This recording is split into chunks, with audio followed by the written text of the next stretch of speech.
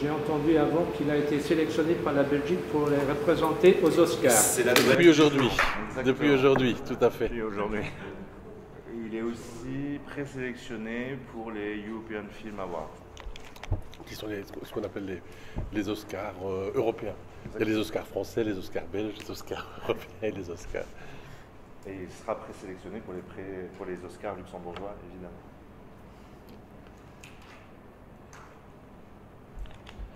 Voilà, voilà.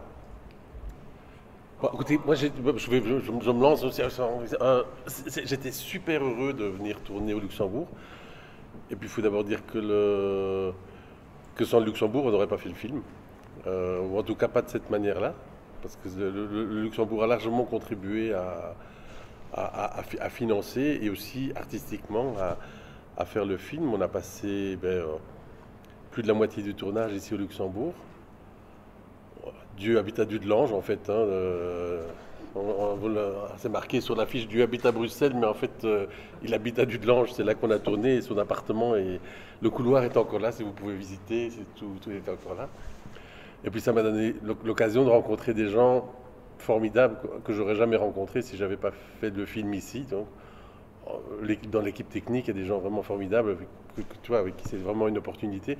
Et puis il y a des acteurs comme Marco je fais comme s'il n'était pas là, qui est un acteur phénoménal.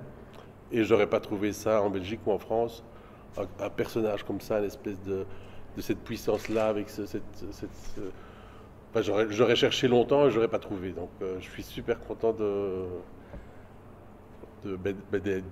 l'avoir fait ici. Parce que c'était pas... A priori, quand on dit tiens, tu vas travailler avec des acteurs luxembourgeois, je me dis c'est qui? Enfin, j'en connais pas beaucoup, j'en ai déjà vu un peu. Puis là, tout d'un coup, quand on creuse un peu, on se dit ah oui, d'accord, il y en a quoi. Il y en a. Et ça, c'est vraiment... et il y en a des bons. Et puis comme ça, on a pu travailler aussi avec Romain, hein, super doué aussi dès la première entrevue, impeccable, drôle, pas sans rire.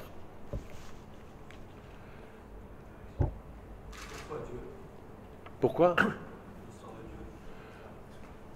Et Olivier Rosin, mon ami, partenaire, producteur. Bonjour. Pourquoi Dieu? C'est un scénario coécrit avec Thomas Gunzik, un ami scénariste. On était vraiment parti on va partir de quelque chose qui ne vient ni de lui ni de moi. On s'est mis dans le jardin, puis on a commencé à lancer des idées. Une des phrases qu'on aimait bien tous les deux, c'est si Dieu existe, il a intérêt à avoir une bonne excuse. C'est de Woody Allen. Et puis on est parti là-dessus. On s'est dit tiens, s'il habitait en chair et en os quelque part, toi. On s'est dit pas New York, pas Paris, non, Bruxelles. Bruxelles parce que c'est plus moche que tout ça. Parce que s'il veut emmerder les gens, créer un paradis qui n'a vraiment pas l'air d'un paradis, c'est Bruxelles. Et puis la deuxième hypothèse, c'était et s'il avait une femme dont on n'a jamais parlé, et s'il avait une fille dont on n'a jamais parlé, et que sa fille n'avait pas sa langue en poche et qu'elle se laissait pas faire, et que c'est une adolescente un peu costaude, rebelle, et puis, troisième hypothèse, et que pour se venger de son père, elle balance sur Internet les dates de décès de tout le monde et que chacun le reçoit sur son portable. Et c'est là que ça a commencé vraiment à devenir intéressant parce que ça changeait un peu le destin de... Enfin, c'est un peu comme si de Bruxelles, on a changé le passé en disant, voilà, il n'y avait rien, il y a eu Adam et Ève, les girafes, machin, et puis après, c'est devenu Bruxelles qu'on connaît. Et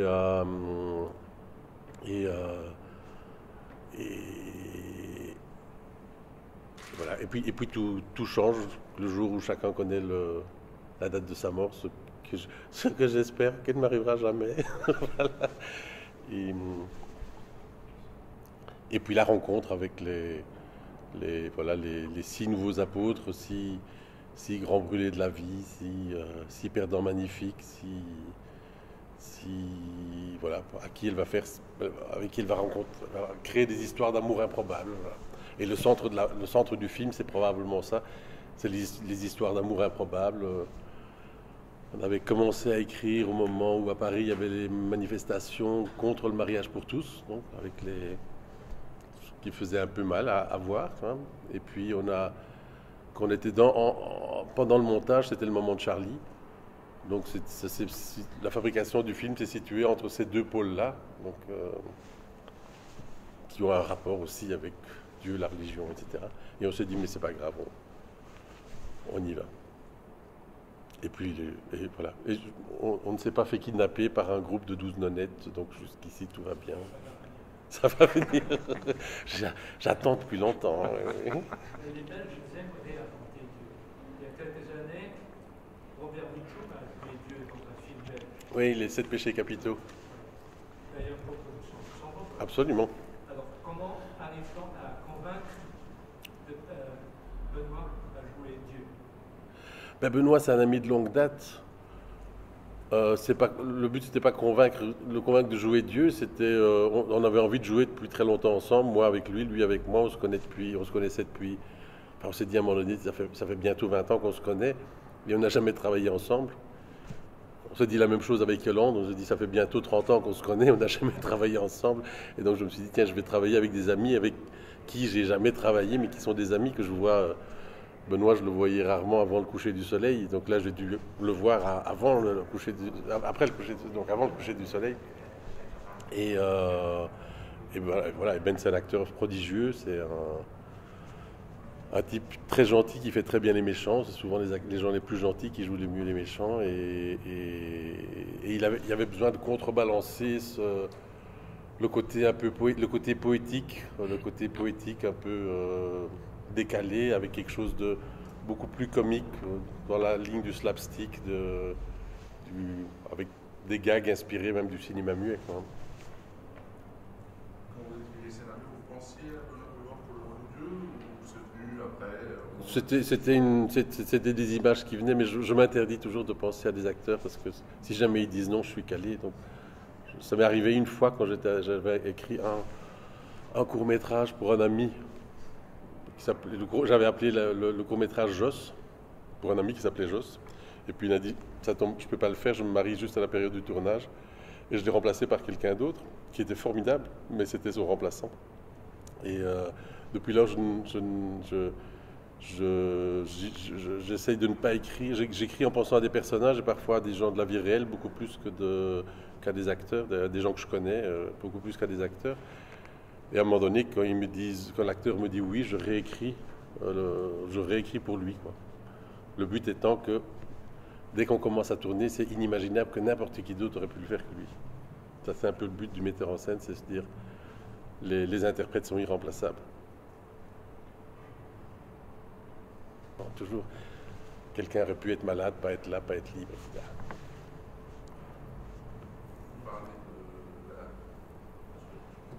La femme de Dieu et de sa fille, est-ce que le monde serait meilleur s'il avait été créé par des femmes? On dévoile le scénario, mais... Je pense pendant un certain temps. Oui, les femmes derrière disent oui. Oui, il y a plusieurs femmes qui ont dit. Qui pensent que ce serait meilleur? Un, deux. Non, oui, bah, c'est un peu le matriarcat par rapport au patriarcat. C'est un peu C'est sûr que quand un enfant tombe par terre, il crie maman, quoi. Moi-même, même en étant un papa poule, mes enfants tombaient par terre, ils criaient toujours maman. Au bout d'un moment, je jouais ça avec ça, mais effectivement, c'est maman qui sauve. Hein. C'est maman qui vient vous aider, c'est maman qui sauve, c'est sûr. Et voilà, il y a très peu de sociétés vraiment matriarcales. Les religions matriarcales, ça a assez disparu. Et c'est vrai que quand j'étudiais, enfin, j'ai eu une éducation catholique, j'étudiais le catéchisme, etc., même si je n'étais pas croyant. C'était quand même assez surprenant de voir qu'il y avait 3 phrases dites par des femmes, alors que dans ma vie quotidienne, c'était beaucoup plus, tu vois. C'était même la majorité, si j'ose dire. Et donc voilà, je me suis dit, tiens, si on créait une espèce de... c'est comme si on prend Alice au Pays des Merveilles et qu'on le retranspose autrement. On se dit, tiens, avec ces personnages-là, on met des femmes mais qui n'ont pas leur langue en poche. pour que ça ressemble à la vie de tous les jours, quoi. Finalement, depuis que le film est sorti, il y a eu justement des réactions, il y a certains milieux catholiques qui pourraient s'offusquer, ça abuse de Dieu. J'en ai pas vu directement. En Belgique, dernièrement, j'ai vu le site qui s'appelle Kerk, le site flamand de l'Église, qui dit, à la demande de nos paroissiens, nos paroissiens nous ont demandé de prendre position par rapport à ce film. Et donc, nous avons été le voir et nous vous conseillons vivement d'aller le voir. Voilà. Parce qu'effectivement, ça pose la question de qu'est-ce qu'on fait de notre... y a-t-il un au-delà ou pas? Ça pose la question de quel est le rôle des femmes dans l'Église, etc. quoi. Donc, non, il n'y a pas eu de... et je crois que si le pape voit ça, il rigole. Enfin, celui-ci, pas celui d'avant, mais celui-ci, il serait mort de rire. Et qu'effectivement, ça s'attaque pas à la foi. En fait, je ne pense pas que ça s'attaque à grand-chose, sauf à la connerie, quoi. Voilà. Mais la foi, c'est pas la connerie. Parfois, il y a un mélange des deux, mais la foi n'est pas la connerie n'est pas la foi. En fait, avec une déesse comme ça, moi, je serais plus athée. Oui, c'est ça. Oui, c'est vrai. C'est vrai. En plus, avec elle, il n'aurait pas de pluie pendant la journée. Le Oui. ciel sera en technicolore. Tout à fait. Et la pluie sera la nuit. Voilà. Pour arroser les plantes C'est pendant qu'on intéressant dort. parce qu'elle n'a rien à faire pendant tout le film. Ouais. Mais c'est le personnage le plus important. C'est elle qui sauve la planète Ouais. et le monde. Ouais, ouais, ouais. Et elle dit 2 mots. C'est d'ailleurs intéressant que les critiques les plus véhémentes contre le film viennent des critiques intellectuelles. Cahiers, Ouais. comment vous expliquez ça? Bon, les cahiers en oubli, de toute façon, ils sont. Libé aussi. Mais j'ai un abonnement, donc. Moi aussi. Non, mais j'ai un abonnement pas à Libé, mais à me faire descendre par Libé et pas me faire descendre par un rock. Donc c'est pas.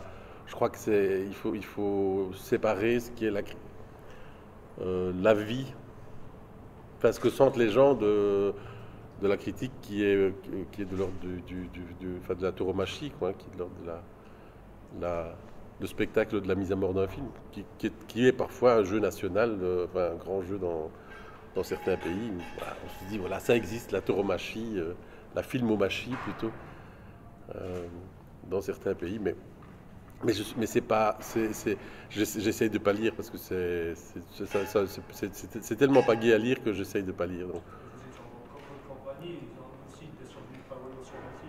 Oui, oui. Mais on voit quand même à Cannes des gens, enfin ceux qui sont dans la sélection, la quinzaine c'est beaucoup plus bon enfant, c'est beaucoup plus gentil, mais à Cannes on voit des gens qui ont travaillé pendant 8 ans sur un film et qui se font descendre en 10 minutes et puis qui sortent en pleurant, quoi. Et des gens qui ont 75 ans, qui ont fait un film derrière eux. Donc c'est quelque chose qui fait mal, mais voilà, c'est comme dans la vie, hein, vivre fait mal, et bon, la critique aussi. Est-ce que ça va faire mal au résultat du box-office des films en France? Non. Voilà. Mais le box-office, c'est quelque chose d'aussi abstrait que la critique aussi. Enfin, c'est un chiffre, et puis là, c'est super parce qu'on va rapidement arriver à 800 000 spectateurs en France. Mais je ne vois pas les différences entre 400 000 et 800 000 parce que je ne peux pas tous les inviter chez moi. C'est des chiffres qui sont... À un moment donné, c'est tellement plus de gens que ceux à qui je pourrais serrer la main que c'est super chouette, mais c'est très abstrait. Puis là, on parle de 2 critiques sur 98 critiques qui sont bonnes, donc tout va bien. J'ai pas vu Télérama, qu'est-ce qu'ils ont dit? C'était bien, je crois. Oui, non c'était plutôt positif. La Croix aussi, non? Je sais plus. Oui, non, le Monde, la France Inter. Enfin, France Inter, il y a eu 2 critiques, une très bonne, une moins bonne. Le journal de Brest, très bien. Non, mais pas, c'était super. Angoulême. Oui. Le comité qui vous a choisi pour représenter la Belgique a mis en avant la belgitude du film. Et Ah oui, je voulais du coup connaître votre définition de la belgitude. de la belgitude. Ah ben je sais pas ce que c'est la belgitude. Hein. Je savais pas ça. C'est quoi? C'est pas facile à expliquer, toi. Hein? Qu'est-ce que tu dirais de la belgitude? Roddy, Roddy. Roddy. Hein? c'est très près du Luxembourg, je trouve. Probablement. Bon, c'est peut-être ceux qui essayent de vite faire une blague sur eux-mêmes avant que les autres n'en fassent une. Ça, c'est...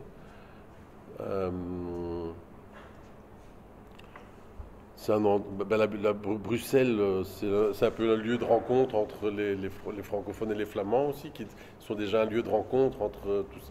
C'est une espèce de mélange. Moi, j'adore Bruxelles. Enfin, c'est une ville où j'aime vivre parce que j'ai l'impression que tout et son contraire est bienvenu. Qu'il n'y a rien d'haussmannien, il n'y a pas la bonne manière et la pas bonne manière. C'est un peu. Il y a toujours quelqu'un qui est d'un avis opposé, mais c'est pas très grave, ça n'empêche pas de. Il n'y a pas de clan ou de choses comme ça. Il n'y a pas d'école de cinéma non plus. Enfin, il n'y a pas d'école de cinéma dans le sens de style. On se dit, tiens, ça c'est. Il n'y aura jamais de nouvelle vague en Belgique, tu vois. C'est pas un truc. C'est pas. Voilà, chacun fait son truc et trouve que les autres trucs sont bien aussi, tu vois. Et voilà, Pardon? Oui, mais enfin, c'est pas vraiment une liberté, c'est une liberté qui est par nécessité, par une liberté forcée, parce que comme il n'y a pas d'industrie, il n'y a pas de tuyau pour mettre les choses. Enfin, il n'y a pas un tuyau qui dit tiens, on aurait besoin de films belges. Personne nous dit on aurait vraiment besoin de films belges, comme on pourrait dire on aurait besoin de comédie française. Il n'y a pas de tuyau, donc on fait souvent des films en forme de fleurs ou de triangles qui ne rentrent pas bien dans le tuyau qui est rond. Donc et c'est pour ça qu'on fait des trucs, des bazars comme ça, qui sont mais dans lesquels il n'y a pas vraiment de ligne, sauf que chacun fait ce qui lui plaît. Quelle est la réaction de Catherine Deneuve quand on lui demande de faire l'amour à King Kong? Elle rit beaucoup, elle adore ça. C'est quelqu'un de très très. C'est une grande dame, une grande comédienne, mais qui a un humour sur elle-même incroyable et qui adore être qui adore être sur le tournage et qui rit, qui s'amuse, qui a beaucoup d'humour et que ça faisait très. Enfin voilà, que ça faisait vraiment, enfin bien rire aussi d'avoir un compagnon gorille. Qui lui ne parle qu'espagnol. Moi je ne parle pas espagnol, le gorille ne parle pas anglais, donc elle traduisait. Elle était chargée de traduire entre moi et le gymnaste espagnol qui était dedans, parce que le faciès était télécommandé. Et voilà, elle devait dire ça. Mon sein est un petit peu plus haut, parce que lui il ne voyait rien. Il sentait rien, il ne voyait rien. Il était non, elle s'est beaucoup amusée. Et elle n'a pas froid aux yeux. Elle n'a pas froid aux yeux. Elle a peur de rien. Vous avez continué à fêter un énorme succès au théâtre.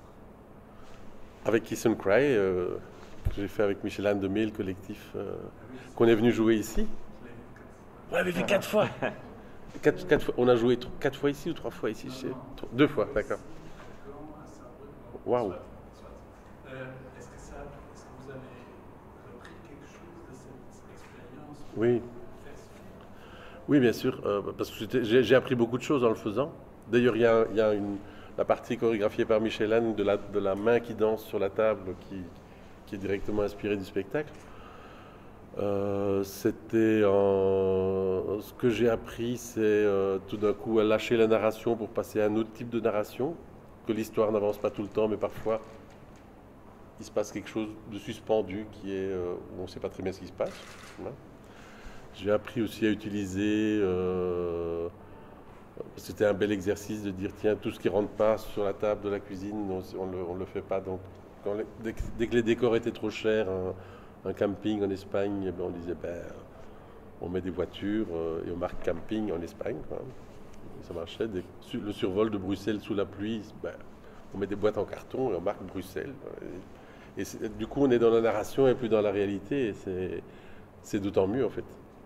Et là, on prépare un autre spectacle avec Michel Anne et le même collectif qui s'appelle Cold Blood, qu'on va venir jouer qui est coproduit par le Grand Théâtre du Luxembourg et qu'on va venir jouer en luxembourgeois au Luxembourg.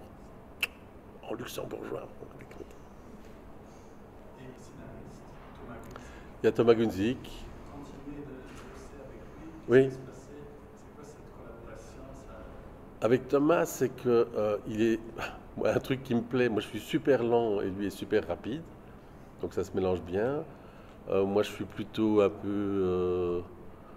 Il a un côté caustique et acide qui se mélange bien avec mon côté un peu sucré, etc. Donc ça, c'est des choses qui se. Voilà. Et il admire ce que je fais, j'admire ce qu'il fait. Voilà. Et quand on fait un truc ensemble, on ne sait plus qui l'a fait. Après, on a oublié, on sait plus qui a fait quoi. Et lui écrit parfois à ma manière et moi à sa manière. Donc il y a des scènes où on se dit tiens c'est typiquement le rôle, c'est typiquement le style de Thomas et c'est moi qui l'ai écrit, ou c'est typiquement Jaco et c'est lui qui l'a écrit. Donc c'est voilà, et puis ça avance bien. Ici ce scénario-ci on l'a écrit à peu près en 9-10 mois et d'habitude j'ai jamais mis moins de 4 ans à écrire un scénario, parfois plus. Donc, de commencer à travailler dans le cinéma, ça ne posait pas de problème avec lui aussi. Ben, disons que ça va plus vite. Ouais, oui, ça va plus vite. Et puis on s'amuse plus à deux que tout seul à écrire. J'ai beaucoup écrit tout seul et au bout d'un moment, tu te dis, j'en ai un peu marre d'être tout seul. Quoi.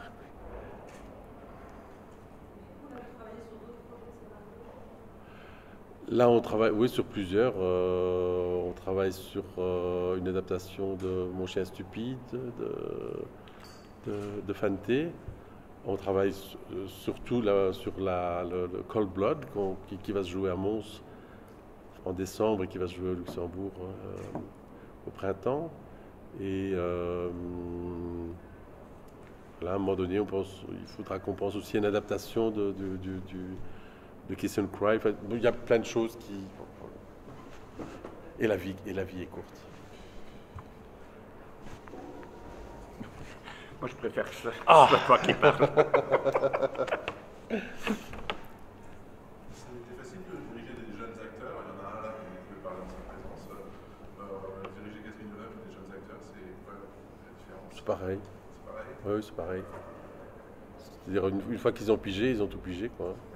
Non, mais c'est vrai, ou bien, enfin, mais tu vois ça très vite en travaillant avec eux, ou bien ben c'est là, et là tu te dis, bon, ben, il faut juste un peu corriger un peu le tir, mais faut pas, je leur apprends pas à jouer, à un moment donné, ils ont l'intelligence des sentiments, ils savent eux-mêmes en lisant, ils savent ce qu'ils jouent, et à ce moment-là, ben, c'est facile de travailler avec eux. Avec Billy, la première rencontre que j'avais eue, c'était je la faisais ramper dans un tuyau et je lui disais est-ce que tu peux regarder avec un peu plus de... Je trouvais pas mes mots, elle disait de détermination. Et là j'ai dit ok, ben ça, je pense qu'elle a compris le personnage. Tu vois, ça, il la connaît bien. Il y avait une grande complicité entre Marco et Billy, c'était devenu les plus grands amis du monde. Enfin, un très très grand ami et une très petite amie. Et c'était magnifique de voir cette différence de taille, deux grands amis qui avaient une différence de taille à peu près comme ça. C'était formidable. Et en général, tu vois, sur un plateau, on a besoin quand il y a des enfants de cet âge-là, quelqu'un qui s'en occupe, etc. Ben là, elle avait son ami et confident. Peut-être que Robin, justement, vous nous raconter un peu comment ça se passait une journée de tournage. Alors, en un mot, enfin en 2 mots, super bien. Donc c'était surtout, il y avait beaucoup d'humour, donc on rigolait tout le temps. Enfin, il y avait toujours quelqu'un qui avait le mot pour rire, et c'était vraiment super, quoi. C'est vraiment un truc dans la vie que si on peut pas le faire, on rate quelque chose, mais enfin on rate vraiment quelque chose, parce que avec ça on a une flopée d'amis en plus, et c'est vraiment des amis le top du top, quoi. Genre là c'est les meilleurs amis. Enfin, c'est dans les Pas trop impressionné d'être à côté de voir Catherine Deneuve. C'est vrai que c'est assez impressionnant, mais faut pas oublier qu'il reste humain. Ouais, mais c'est vraiment impressionnant. Quand on voit tout ce qu'ils ont fait, c'est vraiment quelque chose. Tu as envie de continuer sur ce chemin? Alors, si je peux, oui. Et ben, si j'y arrive pas, ben, tant pis. Mais honnêtement, j'aimerais vraiment bien.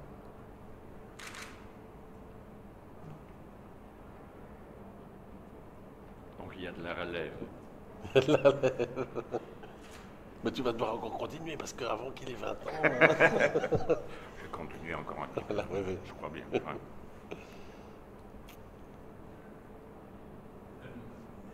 Qu'est-ce qui vous est plus facile de domestiquer le marché du film américain ou du... Pardon? Qu'est-ce qui était plus facile de domestiquer le marché du film américain ou du... Je n'ai domestiqué ni l'un ni l'autre.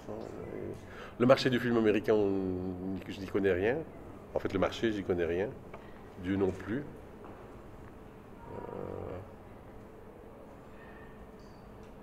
Donc, je crois qu'il n'y a rien qu'on... Enfin, en tant que réalisateur, il n'y a rien qu'on domestique, parce que ni même qu'on contrôle tout à fait. Ce qui est beau, c'est la perte de contrôle. C'est le moment où à un moment donné, en faisant un film, je cherche le moment où je ne sais plus pourquoi je suis en train de faire ce que je suis en train de faire. C'est-à-dire, je peux intellectuellement me dire que je connais comment fonctionnent les outils, la sensitométrie, un capteur, une caméra, comment travailler avec un chef d'écho, un chef op, comment travailler avec des acteurs, un monteur, un musicien. Mais ce que je cherche, c'est que ce soit beau. Et le moment où c'est beau, je ne sais pas pourquoi ça l'est. Donc c'est vraiment le moment où je perds le contrôle de ce que je suis, enfin même de ce que tout le monde est en train de faire. Et où je me dis, tiens, hop, il y a quelque chose qui arrive, et je ne sais pas pourquoi. Et c'est là. Et le moment où c'est là, et que je trouve que c'est beau, je ne sais pas pourquoi c'est beau. Et je ne sais pas comment on y arrive non plus. Donc c'est quelque chose de... C'est le plaisir de cette espèce de perte de contrôle. Voilà. Et après, le film, il est ce qu'il est. Salut. Après, le film, il est ce qu'il est. La seule chose que je peux dire, c'est que je le trouve beau, mais c'est pas pour ça que quelqu'un d'autre va le trouver beau non plus. Puis après, c'est une bouteille à la mer. Et quand on a de la chance, on retrouve la bouteille. Quand on n'a pas de chance, ben, elle part un peu plus loin. Et puis, on verra bien. Ici, on a beaucoup de chance avec ce film-ci. Le vent souffle du bon côté, il y a du soleil, les voiles sont gonflées, alors que la vie d'un cinéaste en général, c'est quand même vent contraire, la grêle dans la figure et avec et avancer à la rame. Donc quand ça marche bien, c'est quand même formidable. Alors c'est le dernier territoire qui est encore en cours de négociation. C'est le seul. De voir sortir dans l'Amérique, Mais voilà, pour c'est. prendre les réactions. Parce que là, ce ne sera pas aussi gentil que... C'est vrai. Avec Michel Anne, quand on avait fait un spectacle, le spectacle Kiss and Cry, c'était dans quelle ville, dans le Nord? À Pittsburgh, ouais. Ils nous ont dit, vous êtes quand même super courageux parce qu'il y a ce mouvement-là qui devient comme ça et qui devient comme ça. Et vous parlez quand même de l'évolution et de Darwin. Vous êtes super courageux. Hein. Et on nous dit pourquoi? Parce que 80% dans la salle sont des créationnistes. Dire, ah, d'accord. Ok. Ça change la donne. Voilà. Hein. Oui, oui. Non, il y a eu plusieurs offres, mais il faut trouver justement le bon distributeur qui saura bien travailler le film et bien l'exposer comme il faut.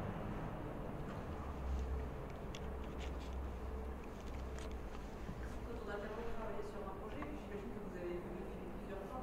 Vous arrivez à rire en voyant le film? Ou est-ce qu'en tant que réalisateur, on fait gaffe quand même encore? Est-ce que ça a bien fonctionné comme vous le voulez? Quel état d'esprit vous avez pour regarder un film? Votre propre film? Je ne serai jamais le spectateur d'aucun de mes films. Et je ne serai jamais le spectateur de ce film, ni d'aucun d'autre que j'ai fait avant. Et c'est toujours un malentendu parce que ceux qui viennent vers moi qui me disent qu'ils n'ont pas aimé, je ne sais pas ce qu'ils ont vu. Ceux qui me disent qu'ils ont bien aimé, je ne sais pas ce qu'ils ont vu non plus. Et moi, je n'ai jamais vu le film. Donc, C'est pas frustrant, hein, justement, de pas... non, c'est une forme de malentendu. Enfin, c'est comme dans la plupart des relations, c'est une forme de malentendu où on peut trouver du bonheur aussi. Et j'aime bien quand les gens sont contents parce que je sens des choses dans la salle, je sens des choses sur le plateau, je sens des choses en écrivant, je peux rire en écrivant, je peux rire sur le plateau, je peux rire à la salle de montage, mais je ne vais pas rire 15 fois à la salle de montage, évidemment. À un moment donné, quand ça vient, je me dis, j'essaie de sauver ça. Mais le plus important, c'est la 4e écriture. On dit toujours qu'il y a 3 écritures, le scénario, le tournage et puis le montage, mais la 4e écriture, c'est ce que fait le spectateur dans sa tête et comment il réorganise le film et qu'est-ce que lui, il en prend, qu'est-ce qu'il oublie, qu'est-ce qu'il met en avant, comment il crée des scènes qui n'y sont pas, comment il imagine tout ce qui est hors champ. Et c'est ça, la 4e écriture, et c'est la plus importante parce que c'est celle avec laquelle le spectateur quitte la salle et qu'il emporte avec lui.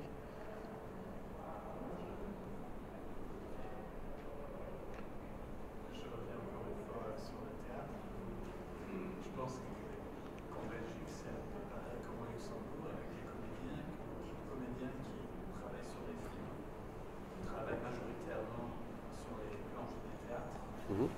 Et je pense que même dans ce film aussi, il y a plein de coryphées belges et luxembourgeois, Oui. pas seulement des bêtes de cinéma comme Paul Deneuve, mais vous avez eu à côté de vous, Marco ou Anne-Marie Lowe, des gens comme ça. Est-ce que ces personnages-ci ont besoin d'un autre travail que, par exemple, Catherine Deneuve sur un film? Est-ce qu'ils vous posent des problèmes? Ah non, non, non, vraiment pas. Vraiment pas. Les acteurs de théâtre sont probablement les plus... Enfin, ils bossent, hein. D'habitude, ils rentrent sur scène et ils savent que pendant 1h30, c'est eux qui sont aux commandes et que personne ne va les aider à leur souffler quoi que ce soit s'il y a quelque chose qui ne va pas. Donc, ils ont l'habitude vraiment d'être aux commandes. Et ici, j'ai eu un grand plaisir à mélanger des gens qui viennent du théâtre, du cinéma, des visages connus, des visages inconnus, des acteurs qui sont des très grands acteurs, mais qu'on n'a pas l'habitude de voir au cinéma ni à la télévision, surtout en Belgique francophone où il n'y a pas vraiment de télévision qui fait des films avec des acteurs, ni des téléfilms. Donc Didier Denec, c'est un comédien formidable, Serge Larivière, Anne-Marie Lowe, des gens comme ça, y compris dans les tout petits rôles. J'ai aussi pris... Je me suis rendu compte après avoir fait le casting qu'il y avait quand même une grande proportion de clowns aussi parmi eux. Les deux parents de Willy sont tous les deux des clowns avec qui j'ai travaillé avec les deux en clown. Didier est un clown, Ben est un clown sans nez rouge, mais enfin, il y a beaucoup de clowns parmi eux. Et c'est ça, avec ce côté un peu... le clown a un côté un peu est drôle, mais ça part d'un fond un peu mélancolique. Une très grande maladresse.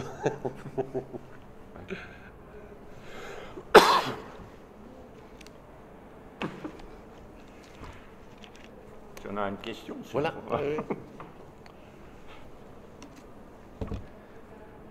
Comment c'était de travailler avec Pili? Ah, ça c'était, ouais.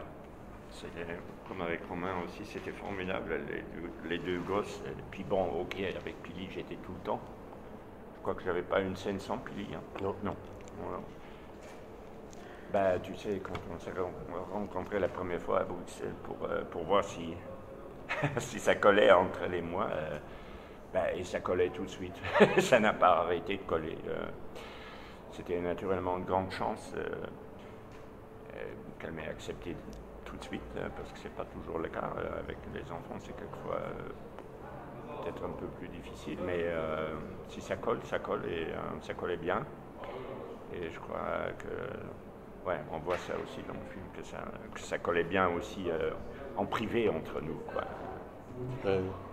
Ouais. Ça s'arrêtait jamais, même en fait. Non, ça s'arrêtait jamais. Non. Dans le camping-car pour faire les devoirs et tout. Et bavarder, pas partir, pas parler. Ouais. Non, mais quelquefois, elle disait d'elle-même, Ok Marco, repose-toi, je vais sortir un petit peu. Non, c'est... Mais quelle actrice, là. Quelle actrice, hein. C'est fou, c'est fou. Ce qu'elle dégage, c'est vraiment génial. Ouais, un très grand plaisir avec elle. Ouais. Vous avez fait un beau casting pour trouver la gosse Pili. Non, ça a été assez vite. En fait, je l'avais déjà rencontrée quand elle avait 7 ans, par hasard, chez des amis où elle jouait du piano. Et je l'avais filmée avec mon téléphone à l'époque. Je me disais, elle est quand même assez fascinante, cette gamine. Qui joue devant 40 personnes sans avoir peur de quoi. Qui improvise comme ça, papa. Et puis et sa mère a été demandée à une de mes amies, c'est qui ce type-là qui est en train de filmer ma fille. Et après, des amis m'ont dit, tu sais, elle a joué dans 2 longs métrages, elle est vraiment bien, etc. Donc c'est une des premières qui a passé le casting et c'était tout de suite très facile, très puissant. Et on a vraiment très peu répété. Avec les acteurs en général, on a juste fait une lecture pour voir s'il y a des mots qu'il fallait changer pour les mettre, qu'ils soient mieux en bouche. Mais on a juste travaillé une scène entre Pili et Ben, qui est la scène où il se fâche sur elle, parce il fallait qu'il n'ait pas peur. Et puis au début, c'était un peu... non, pas du tout. Enfin, il n'osait pas vraiment exploser devant elle, parce qu'elle est toute petite. Hein. Et puis très vite, il a vu qu'elle baisse jamais les yeux. Elle a pas peur, elle a peur de rien. Et puis, et donc c'était... il y avait vraiment quelqu'un en face de lui qui avait une puissance. Et il fallait effectivement un méchant très méchant pour générer cette révolte chez cette petite bombe d'énergie qui est Pili, quoi, qui est Ea.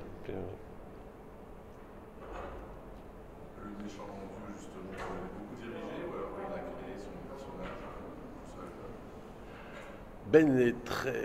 Ben propose plein de choses. Ben, il faut juste qu'on s'arrête pas. Et c'est un acteur très généreux, tu vois, et qui est infatigable. Même à moment, je me dis, là, il doit vraiment être épuisé, mais non, il continue encore. Et il y avait des fois où on faisait beaucoup de prises, quoi. Donc, et en général, il prend beaucoup de liberté, puis après, il se resserre, il resserre. Quoi. Et il a amené quelques répliques, il a changé quelques répliques en mieux, quoi. Par exemple, c'était jamais, quand il dit au prêtre, tu planes, toi, hein, et qu'il fait comme ça, c'était pas écrit, ça c'est un cadeau en plus. Hein.